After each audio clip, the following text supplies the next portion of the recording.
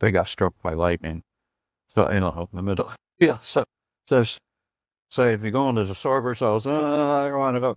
Everything was so overwhelming that I couldn't hear, see, and counting went away. All I could do is feel myself falling.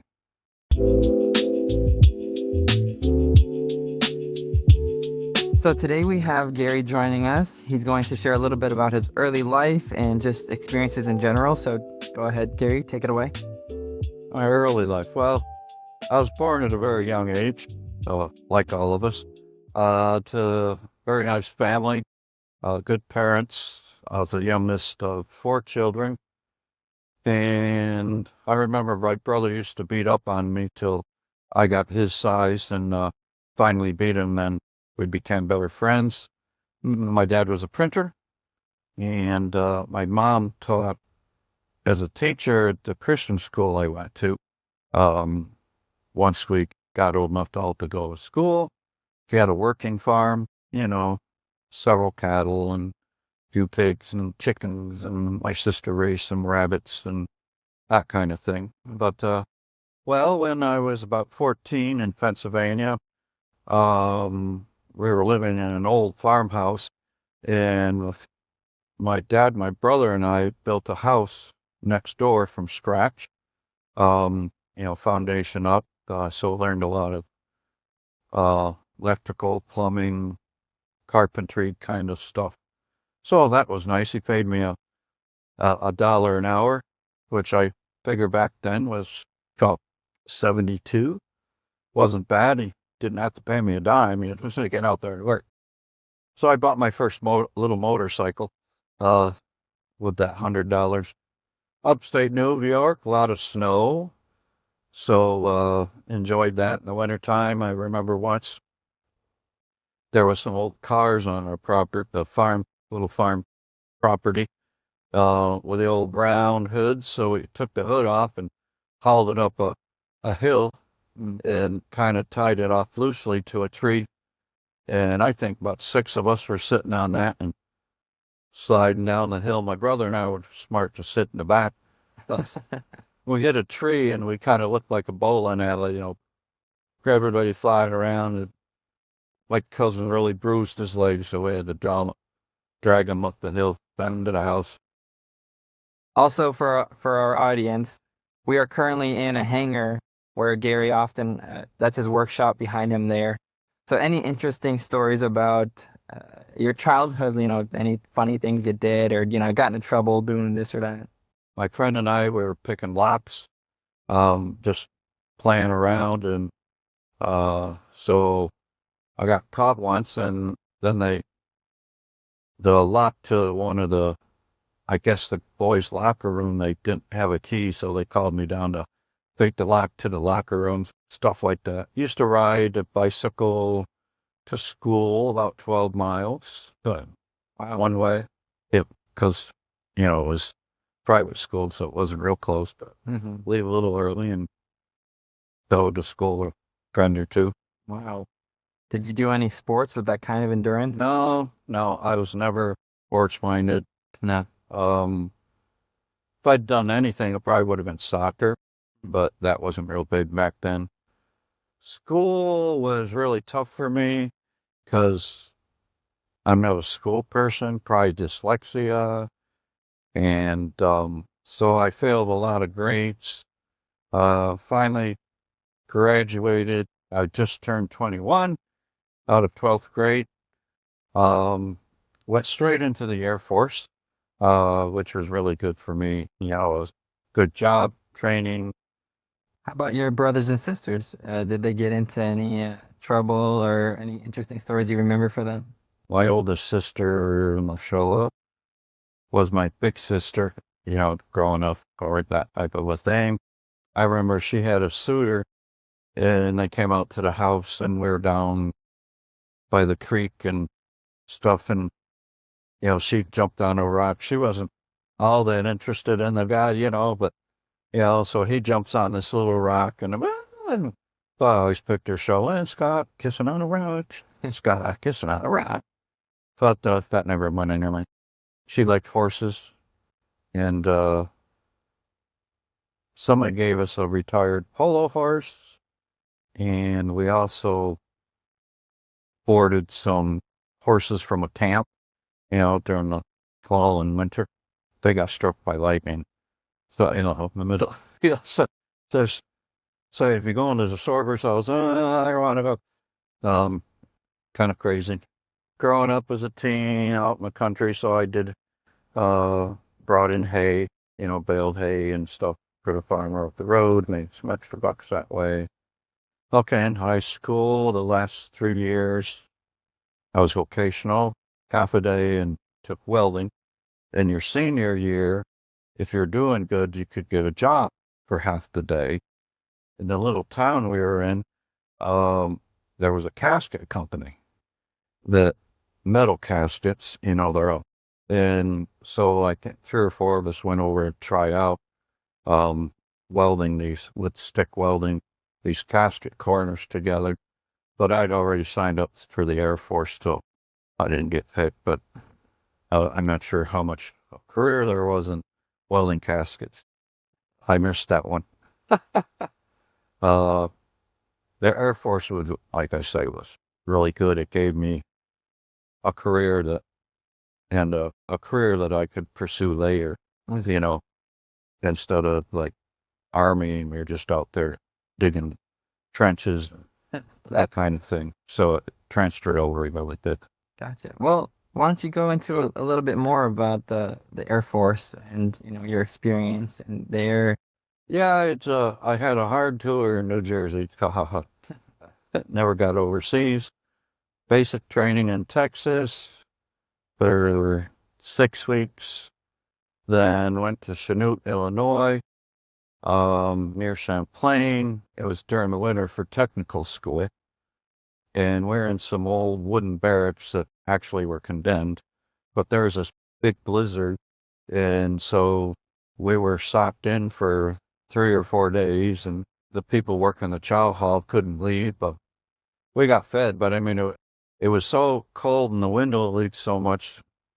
I remember they gave us 2 army blankets and had long underwear and cotton socks. And so I had both blankets folded in half on top of me trying to sleep. And there ended up being snow on my desk inside the room. That's how windy and blowy it was. I got promoted and went below the zone, they call it. I think took 3 times to get an extra stripe early. So I was a E4 when I graduated. No, E5, staff sergeant, which is pretty good to do in 4 years.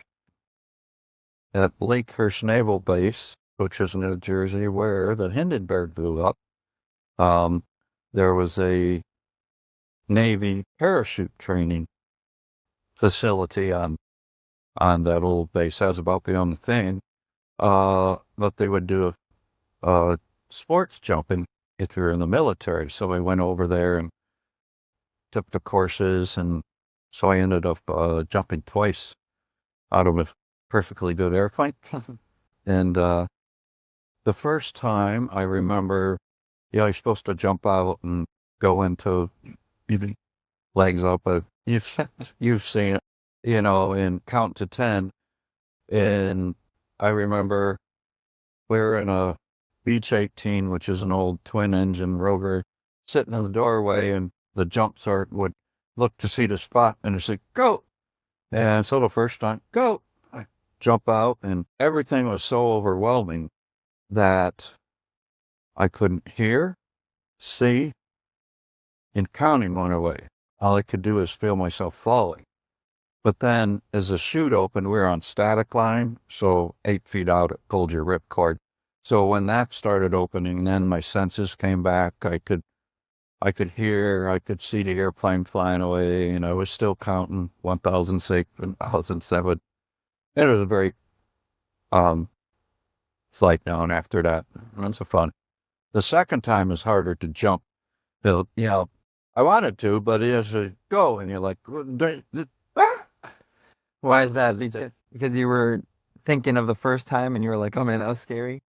yeah. I mean, it was the first time I didn't know what to expect, you know. Yeah. The second time, even though I wanted to do it, but there was yeah, I had to kick myself in the butt to get out of the airplane. I can imagine that. I haven't been skydiving. I'm not sure if I will, but maybe one day. I would have liked to have done more, but they didn't have an airplane. So we either had to get a helicopter from a base or this was a civilian airplane that we used. And the people that have taken the course most recent were the first ones that jumped. So I went over there about 5 or 6 times and only got the 2 jumps out. I would have liked to have gotten into the free fall. You had to do 5 static line jumps and also 3 dummy ripcord pulls, which you jump, you gotta pull and go back out. You had to do that successfully on your own before they'll release you for free fall, you know. So on my second jump, I was cleared to start my 3 jumps, 3 static line or dummy ripcord pulls. So if I'd done it, I could have maybe free fell on the 6th jump, which that that that must be just awesome. So that's where you're just the one in control, Like a bird, you and know. you're flying around, and you just pull that cord when the time is right. Now, when you watch people on TV where they're jumping and like they open the chute and they go flying up in the air, well, you don't go up in the air. It's just the other one goes down so fast it looks like you're going up in the air, Yeah. but they just keep going and You keep going just a little slower. go down. Mhm. That makes sense. Yeah. Okay. There was one girl in my shop that went with me on the second jump. Hmm. And I remember after she jumped, they flew around for a while and didn't let the second one jump. Found out later that whoever packed her chute put the shoulder straps on the wrong shoulders, so her chute was backwards. So they had these cutouts in it so you can steer. Mm-hmm. So she came down kind of backward. Everything opened okay, but you'd pull on this one and so they were just watching, make sure she landed okay. And that was the last time she'd do. First and last time. I can't blame her. Pretty bad mistake. Yeah. Well, at least they deployed. Yep. But they also had a safety chute that you had that would self-deploy. It had a altimeter in it, and it's set for maybe 1,000 feet or something like that. So if your first chute didn't open or had a problem, that would automatically pop open. Now, if you didn't jump, say you chickened out, you had to put a pin in it somewhere so that when the airplanes land It doesn't go. 1,000 feet, it doesn't go. Yeah. And then you get sucked out of the airplane. That's not good. So, Okay. yeah, that's probably the most exciting thing I can think of that one. Okay. Well, let's keep moving then. So after the Air Force, tell us a little bit about your experience there and just try to go into a little bit of detail so that we can kind of learn about it and any interesting anecdotes along the way. Alrighty. So after the Air Force, I worked at a tractor trailer place, which the sides were riveted together. So that was my sheet metal work got me in there, and my welding. I said, these guys are trying to weld. They say can weld, and they couldn't weld at all. But since I had the 3 years, so I got hired. I was coming back from filing for unemployment. So I got the job on the way back from filing. So that worked pretty good. Worked there for about a year. Then went to North Carolina where my parents were. I went to Bible school for a year.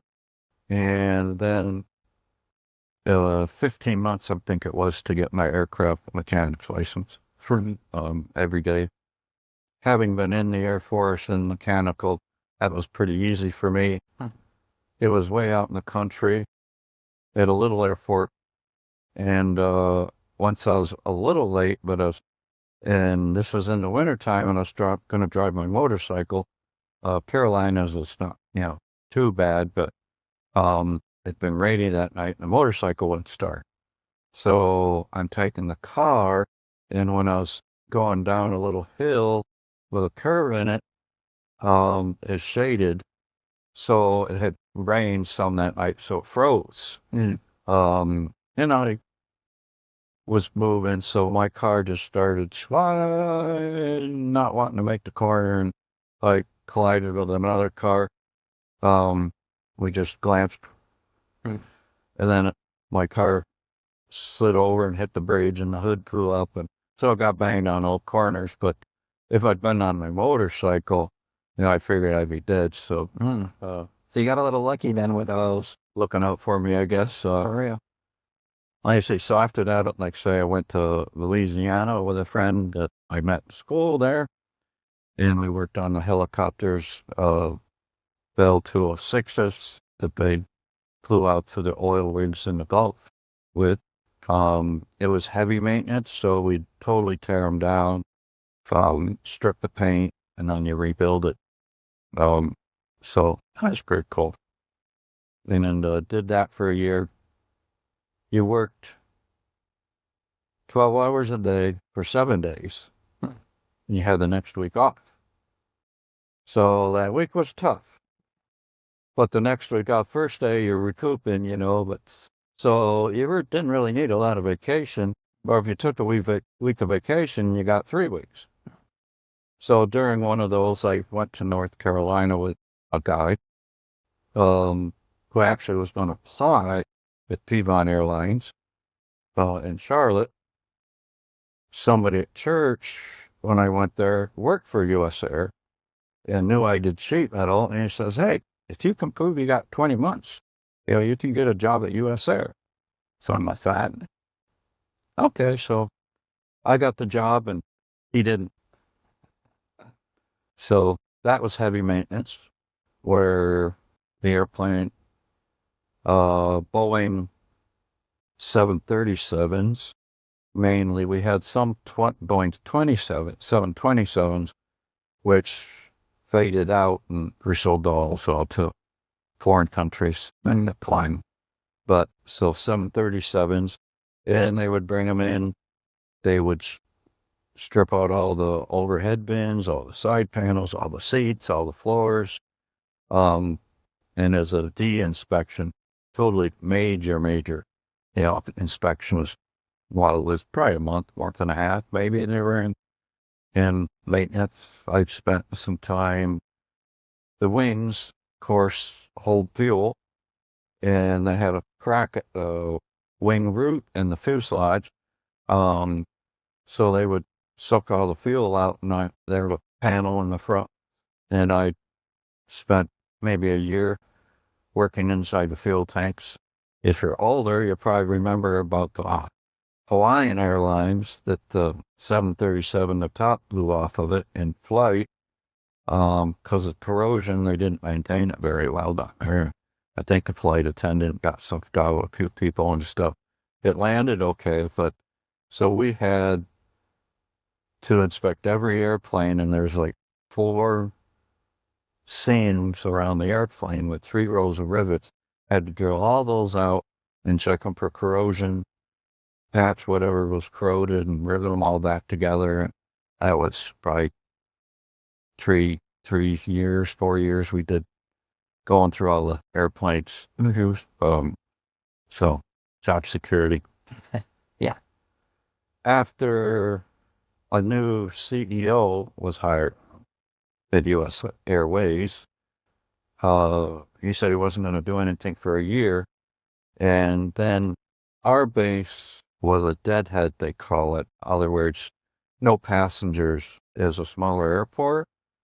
So they'd fly the airplane in from, say, Charlotte in there, and a deadhead means you're making no money, because you're flying it again. That's a cycle on the engine, and da-da-da-da.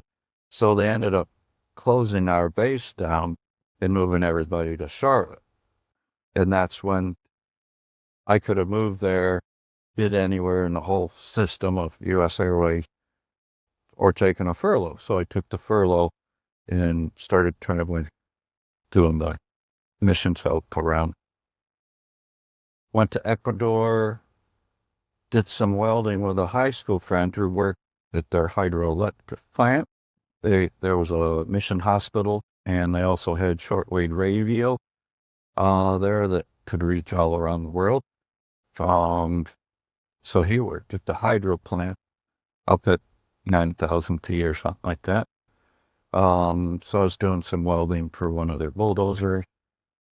They were looking for another piece of heavy equipment.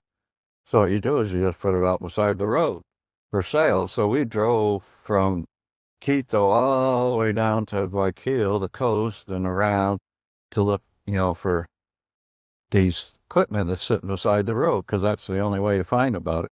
So we stopped in Shell, which was right next to the jungle or Orient, and where they had a airfield and some missionary airplanes from Missionary Aviation Fellowship. And so when I was there, I saw the airplanes, and they're like, yeah, come on down, do some sheet metal work. So that was the same place that in 1956, there was 5 missionaries that were trying to reach the Auca Indians out in the jungle. And they flew out in their Piper, and they all were martyred by the natives. Yeah. But the one natives, I think Nate Saint's wife and kids, went out with one of the women who knew the language, and she lived out there, and eventually a lot of the people came to believe in him, Jesus Christ. So for me, one of the only books that I read growing up, because I hated to read, my mom gave me Through Gates of Splendor, which was a story of that.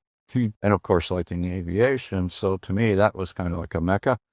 Visiting. I actually stayed in their house and stuff. So that was really cool. Be able to work down there. While I was there, I helped the work team replace the sheet metal roofing on one of the hangars. That was quite a job. The roads going down there were treacherous, just chiseled out of the side of the mountain. And sometimes if you're sitting on a bus, you couldn't even see the edge of the road. One time we took a ride. The work team, they took us, on a tour kind of someplace. We had the bus all to ourselves. So, there's times people are riding up on the luggage rack on top of the bus, because there's no room. So we asked the guy, can we ride on the top? So we were riding on top. Look, this guy thought we were crazy, but he was like, yeah, it wasn't on that crazy road. Okay. Anything else interesting there stand out to you? Well, I said, in the Bahamas, in between going to Ecuador, I stopped there for 2 weeks and helped this family. They were starting to build this children's home, but I was already set up for Ecuador, so I went down there for 6 months, and then I came back and stayed for about 3 years in the Bahamas helping build, and then they were getting some kids, so, working with the kids and take them to the beach every day and play with them. And the Bahamians overall, they don't swim. That's not pastime, even though it's right down the road. Yeah. They might only swim to go diving, spear diving or for conch or something like that, but it's not a pastime typically. It's interesting because they have some of the most beautiful beaches. Yeah. I think the best beach I ever went to was in Nassau, Bahamas. Yeah. So it was,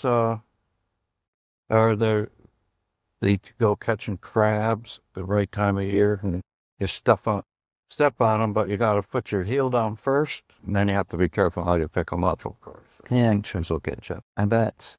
Oh, I also got my pilot's license while I was over there, and so I helped fly a lot of our food. We flew from over there, and Costco's and stuff, because they're, girl stuff over there, so I helped transport food and volunteers back and forth and stuff like that.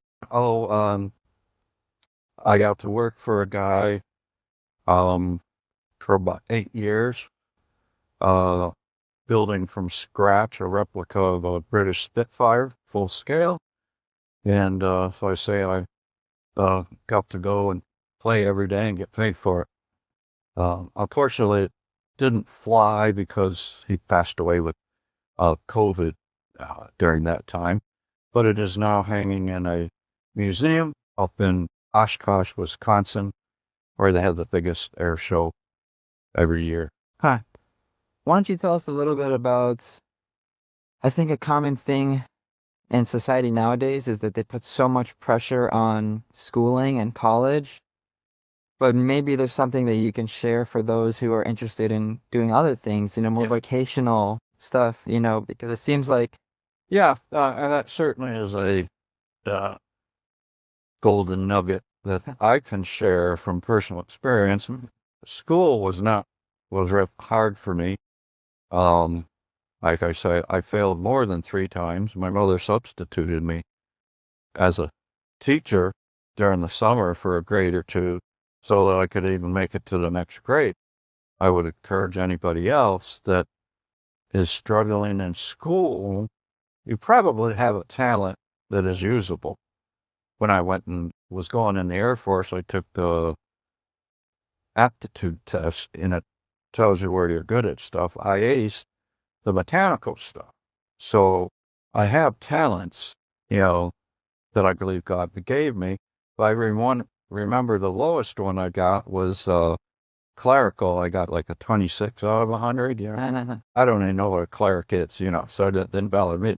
But see, the point is, okay, no, not everybody is college material. Forget that. Forget that. You want to? Go ahead. I know so many, I don't know what the percentage would be of people that get a degree and aren't working at a degree. Do what you like and you won't work a day of your life. Been said. And that's true. I've done where my aptitude was and I loved it. So yeah, that'd probably be one of the biggest nuggets is, don't sweat college. You know, take an aptitude test if you have to, and but pretty much things you like to do, that's probably where your aptitude is, and try to fit that into a career. I heard that. yeah, I think that's excellent advice and something that's really important for a lot of younger kids Yeah, here. I wish they would bring vocational schools back. I think that, for like I had for the last 3 years of high school, the kids that are at college, learn a trade. Why not? You don't need to know algebra and all that kind of stuff. For sure. And the thing is, a lot of these blue collar jobs, they actually do pay well. Yeah. I mean, you can start your own business with a lot of these different things. So it's not just about the money. It's just that I think in society, the trend has become an emphasis on education, Right. but not necessarily even because of money, because you can make real good money, being an electrician or being a welder or any number of things. So I mean, plumbers make good money. If you don't feel like college and that's where you are, find your aptitude and excel. okay. Well, before we close up, is there any other additional nugget, as you would say, a bit of wisdom that you can share with this upcoming generation? Wow. What do we just say? Be kind. Don't be proud. Lift other people up. When you're, don't try to climb the ladder by stepping on people. Those type of bring peace in your life. And All right. I think that is some good advice, and hopefully our listeners will follow that as well. But just want to say thank you, Gary, for joining us today. you're welcome.